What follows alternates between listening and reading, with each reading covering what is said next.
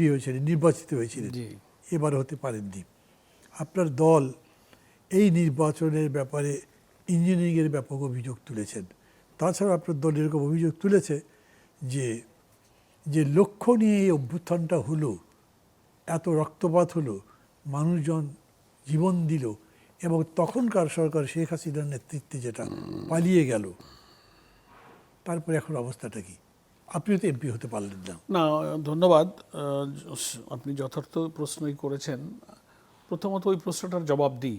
নির্বাচনে আমি প্রার্থী ছিলাম আমার নির্বাচনী এলাকায়। আমার ভোটের হিসাবে আমি যা দেখলাম যে আমি 1300 ভোট পেলে আল্লাহ চাইলে আমি নির্বাচিত হয়ে যেতাম। আমার নির্বাচনের ব্যাপারে আমরা মিডিয়াতে আমার রিয়াকশানটা এবং আমার দলের রিয়াকশান অফিসিয়ালি দল ব্যক্ত করেছে।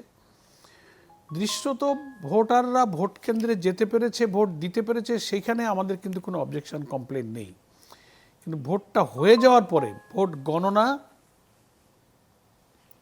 রেজাল্ট তৈরি করা, মিডিয়াতে প্রচার করা, রেজাল্ট শিট তৈরি করা, এই যে কয়েকটা স্টেপে হয়েছে ইঞ্জিনিয়ারিং। এবং যেমন আমার আসনের কথাই বলি, যেটার আমি সাক্ষী, আমাদের তো কয়েকজন এজেন্টই আমাদের কিছু পরে বলেছে। একটা হচ্ছে যে ফার্স্ট আওয়ারে তাদেরকে রেজাল্ট শিটে গণনার আগেই শেষ হয়নি, সই করে তাদেরকে কাগজ রেখে দেওয়া হয়েছে, বলে দেরি হয়ে যাবে, ব্যস্ত বিকেলবেলা, তোমরা এখন সই করে দাও। ভোট গ্রহণ ভালো হয়েছে কিন্তু গণনা ভালো হয়নি। গ্রহণ পর্যন্ত আমরা কিন্তু কোনো কমপ্লেনটা করিনি, গণনা থেকে প্রবলেমটা শুরু। গণনা এবং ঘোষণা, গণনা, ঘোষণা, রেজাল্ট শিট তৈরি করা, এই কয়েকটা স্টেপ এটা হয়েছে। তারপরে গার্ডার দিয়ে 100 করে ব্যালটের যে বান্ডিল গণনা করা হয়েছে, 100 আমরা কয়েকজন এজেন্ট ধরেছে। ভেতরে দাঁড়িপাল্লার ভোট 60-70টা, উপরে কিছু ধানের শীষ, নিচে ধানের শীষ, 100 ধানের শীষ বলে চালিয়ে দিয়ে কাউন্ট করা হয়েছে। 2-3টা এজেন্ট আমাদের ধরে আমার সাথেই কথা হয়েছে। তো তখন খুলে দেখা গেল তার মধ্যে কিছু দাঁড়িপাল্লা ব্যালট। তাহলে যেগুলো ধরতে পারলাম তাই, তাহলে আর যত অজানা ধরতে না পারা এরকম বান্ডিল কত ভোট চলে গেছে। এরপরে 6,500 অজানাগুলো বাদ দেন, যেগুলো জেনে সেগুলো কোনো প্রমাণ আছে। আপনারা তো বেশ কয়েকটা মামলাও করেছেন। মামলা করেছি ট্রাইব্যুনালে, আবার ওই সিটগুলো ফেরত দিতে বলেছে কোর্ট। তারপর 6,500 ব্যালট মান্না ভাই বাতিল হয়েছে। আমার প্রমাণ আছে কি? হ্যাঁ, প্রমাণ আছে। আমরা ওগুলো ট্রাইব্যুনালে বলেছি, ট্রাইব্যুনাল আদেশ দিয়েছে যে ব্যালটগুলো হাইকোর্টের কাস্টডিতে আনতে, সিসি ক্যামেরার ফুটেজ কাস্টডিতে আনতে বলেছে, রেজাল্ট শিট আনতে বলেছে। আমাদের অনেকগুলো শিট আমরা জমা দিয়েছি যে শিটে কোনো এজেন্টের স্বাক্ষর নেই, আমরা ট্রাইব্যুনালে জমা দিয়েছি। তো এই সমস্ত প্রবলেম হয়ে গেছে। কাস্টিংয়ের পর কাউন্টিংয়ের সময় হয়েছে প্রবলেম। তো সেই কারণে আমরা আমাদের আমির জামাত, এখন সংসদে বিরোধী দলীয় নেতা ডক্টর শফিকুর রহমান এটা বলেছেন যে নির্বাচনে যে ইঞ্জিনিয়ারিং হয়েছে, আমরা দেশকে অস্থিতিশীল করে এটার বিরুদ্ধে এমন কিছু করতে চাইনি যে এত কষ্টে অর্জিত রক্তাক্ত একটা জুলাই বিপ্লবের পরে নির্বাচনের পর দেশ আবার অস্থিতিশীল হোক, এই জন্য আমরা অনেক কষ্ট নিয়ে আমরা এটাকে মেনে নিয়েছি। এটা উনি আমাদের নেতা হিসাবে এটা বলেছেন। তো আমরা গঠনমূলক এবং দায়িত্বশীল বিরোধী দলের ভূমিকা সংসদেও পালন করছি। আর আমাদের উপরে যে অবিচার করা হয়েছে, আমরা সুবিচারের জন্য আমরা আদালতে আমরা এর অভিযোগটা পেশ করেছি। তো এটার জন্য যারা এজেন্ট ছিল, অনেক এজেন্টকে দায়িত্ব পালন করতে দেওয়া হয়নি, এবং যারা পোলিং প্রিজাইডিংয়ে ছিলেন তারা কোনো প্রার্থীর প্রেসারে হোক, লোভে হোক, ভয়ে হোক, তারা সেখানে ম্যানিপুলেটে সাহায্য করেছে।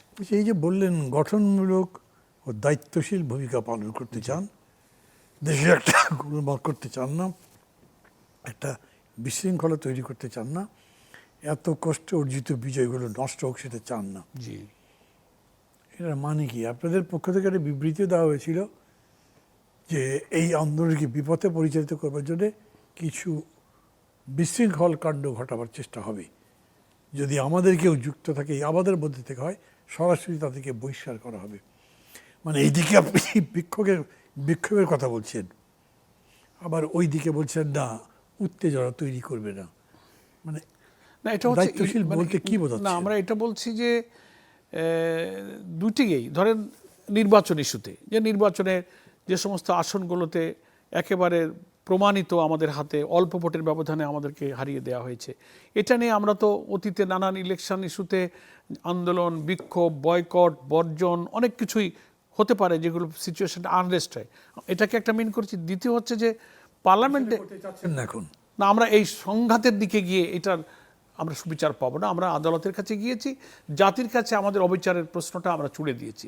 আশা করছেন আদালতের কাছে সুবিচার পাবেন? এখনও তো আমরা আশা করি, কিন্তু প্রিভিয়াস প্র্যাকটিস এটা বলে কোনো দলীয় সরকার ক্ষমতায় থাকলে জুডিশিয়ারি যে ফ্রিলি জাস্টিস করতে পারে না, এটাই তো বাংলাদেশের ইতিহাস বেশি। তবুও আমরা এখনও অত হতাশ না। আমরা মনে করবো যারা জুডিশিয়ারিতে আসেন তারা আমাদের প্রতি সুবিচার করবেন। সেকেন্ড হচ্ছে গঠনমূলক আর দায়িত্বশীলের দ্বিতীয় ব্যাখ্যা হলো পার্লামেন্টে যারা আমাদের লিডার অফ দি অপোজিশন হিসেবে আমাদের নেতা এবং 11 দলীয় ঐক্য হিসেবে প্রায় 77 জন এমপি যারা দায়িত্ব পালন করছেন, তারাও পার্লামেন্টের রেওয়াজ অনুযায়ী প্রয়োজনে কোনো প্রতিবাদ করছেন, ওয়াকআউট করছেন, আবার কোনো ইস্যুতে আলোচনায় অংশ নিচ্ছেন।